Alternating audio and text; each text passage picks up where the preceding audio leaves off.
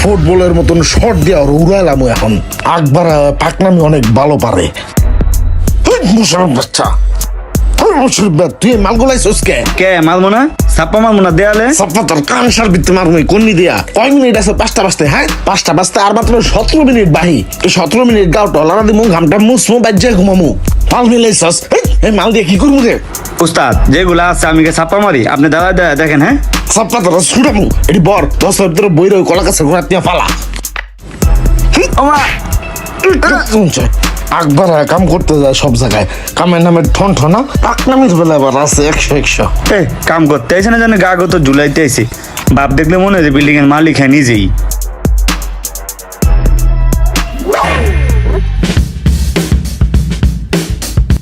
হন তোগো যে আমি ইমার্জেন্সি একটা কাজে ডাকছি। তুমি যে কোন এমার্জেন্সি কামে ডাকছো হ্যাঁ মোর বোঝা শেষ।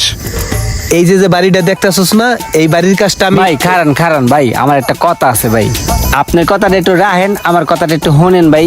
ভাই আমি না অনেক বিপদে পড়ে আপনার কাছে আইছিলাম ভাই, অনেক আশা নিয়া।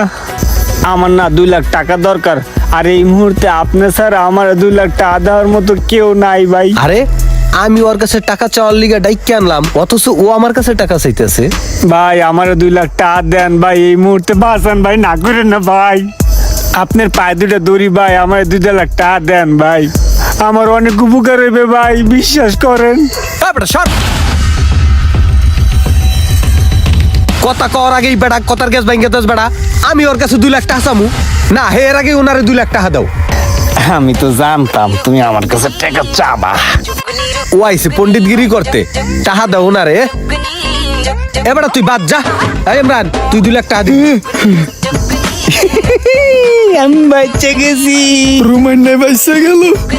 এই জুয়েল তুই 2 লাখ টাকা দিবি। এই টাকা দিয়ে এই বাড়ির কাজ কমপ্লিট করবো। খবরদার আবার মানা করিস না কিন্তু ওই পণ্ডিতের মতন। এই উপরায় কথার দরকার আছে, আয় বেড়ায়। মাথাটা গরম হয়ে রয়েছে, কি যে করবো কিচ্ছু ভাল থাকতে আসছে না।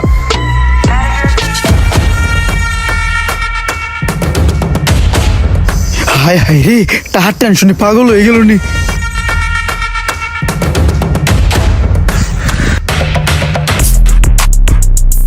হ্যালো, ইঞ্জিনিয়ার শফিক বলছিলাম, ডিজাইনার মানে রাজমিস্ত্রি। এ বেড়াই দুর্মা কপাল পরা, দুর্মা রাশিয়া বাদাম গিয়া। খাইলে তোমার করে নিতেছে। এই সব দেখতেও কি কয়। হ্যালো আসসালামু আলাইকুম।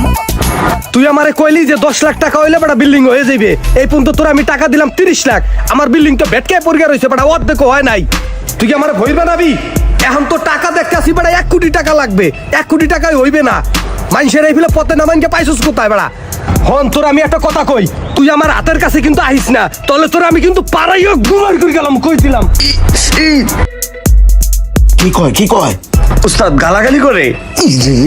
এক কাম কর, ইট দিয়ে ছোট করে একটা ঘর বানায় ওইটার ভিত্তি মোবাইলটা থুই আয় যা। আচ্ছা ঠিক আছে যা যা।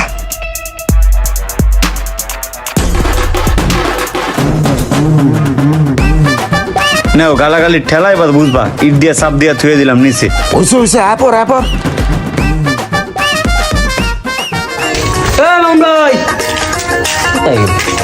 মামুন দা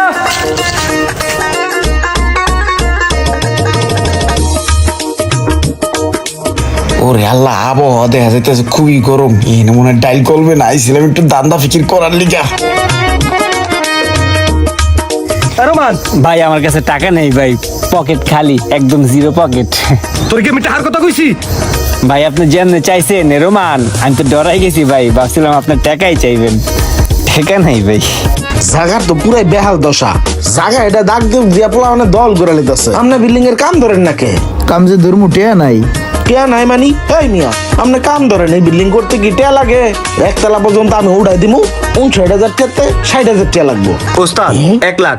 কন্নি দিয়া বাড়ি দিয়া তোর কান কোন ঘুরে এলামো। 60,000 টাকা ত্যাগটিও বেশি লাগতো না। আপনি কাম ধরেন আমি দেখবো না। এমন কাম আমি কত মানুষের কইরা দিছি, এমন কমে আমার 15-20টা প্রজেক্ট রানিং আছে। ইট বালুর লিস্ট দিয়া দিতেছি। এই লিস্ট বার কর আইন। উস্তাদ, এই যে মানুষের আপনি মিশা কথা কয়ে কাজ ধরান, এতে আপনি কি লাভ পান? এই সাইট তো কদিন পরে বন্ধ হয়ে যায়। আরে কাম বন্ধ থাকার যাই থাক, আমগো হাজিরা তো ঠিক থাকে। বেটা গো দিয়া কাম ধরামু, যে কদিন বেটা ঘর টিয়া থাকে ওই কদিন আমগো হাজিরা খারা। বেটা ঘর টিয়া শেষ হয়ে যাবো, কাম বন্ধ রাখবো, আবার নতুন সেট শুরু করবো। চল যাই 5 টাকার তুইব। আচ্ছা। আপনারা দেখছেন সোহাগ মিয়া এই মুহূর্তে দৌড়ানি খাচ্ছে। এর কারণ হচ্ছে সোহাগ মিয়া একটা হাতুড়ি রাজমিস্ত্রি।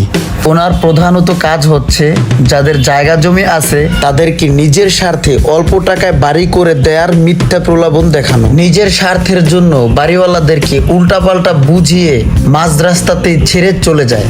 এই সোহাগ মিয়ার মতন হাতুড়ি রাজমিস্ত্রি আছে কিনা কমেন্টে জানান।